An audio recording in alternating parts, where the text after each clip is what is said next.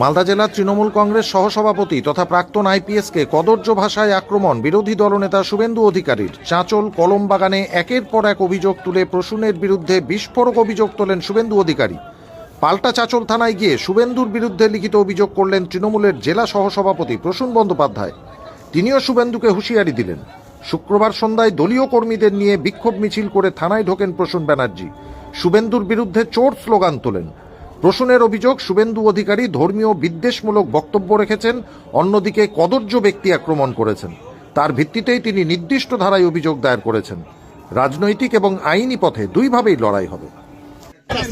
Number one হচ্ছে চোর শুভেন্দু। ভালো করে শুনে নিন, চোর শুভেন্দু। আবার বলছি চোর শুভেন্দু আজকে চাঁচলে এসেছিল। চাঁচলে এসে ও আমাদের নেতৃত্বের নামে এবং আমার নামেও কিছু মন্তব্য করে। এখন বুঝতে হবে যে এটা কোন শুভেন্দু। সেই শুভেন্দু যার সিকিউরিটি গার্ড অত্যাচার সহ্য করতে না পেরে আত্মহত্যা করেছিল, কারণ এক বিকৃত রুচির শিকার হয়েছিল বলে। তাহলে এই ভদ্রলোকের ওরিয়েন্টেশন প্রবলেম আছে, হয়তো ইরেকটাইল ডিসফাংশনও থাকতে পারে। আমি পরামর্শ দেব শুভেন্দুকে যে এখানে চাঁদসি চিকিৎসালয় আছে, আমাদের এখানে ভালো ভালো চাঁদসি চিকিৎসা পাওয়া যায়। নিজের পৌরসত্বকে আগে ফিরে পান। সুস্থ স্বাভাবিক মানুষ দেখলেই আপনার মধ্যে যে বিকৃত কথাবার্তা ফুটে ওঠে, তার জন্য প্রথম দরকার আপনার পুরুষ হওয়া। আপনার পুরুষত্ব নিয়ে খুব সমস্যা আছে, সন্দেহ আছে, সবাই জানেন।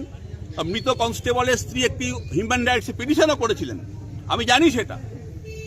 আর উনি বলেছেন যে পাশের জেলায় বালুরঘাটে ওখানে গেলে নাকি উনি শুনতে পেয়েছেন অনেক কিছু। ঠিকই বলছে, কারণ ওনার 4টে বয়ফ্রেন্ড ওখানে আছে, আমি জানি। রিসেন্টলি গিয়েও ছিলেন।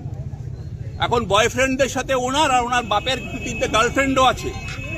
বাপের গার্লফ্রেন্ড আর ছেলের বয়ফ্রেন্ডের মিলিত ইনপুটের উপরে সভা করেন, এটা হচ্ছে ওনার সমস্যা। চুরি ফুরি করেছেন, করে ভালো করেছেন, টাকা পয়সা তো নিয়েছেন, সবাই জানে। একটা কনস্টেবলকে খুন করেছেন, ভয়ের চোটে একজনকে দিয়ে হাইকোর্টে ব্লক করে রেখেছিলেন।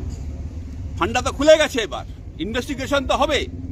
মৃত কনস্টেবলের বউ 164 করবে, ইকুইভ্যালেন্ট টু বিএনএসএস।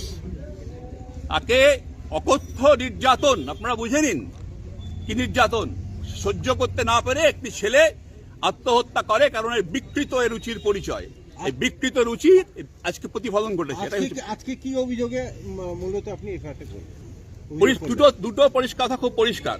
একটা হচ্ছে শুভেন্দু অধিকারী যেখানেই যান সেখানে সংখ্যালঘুদের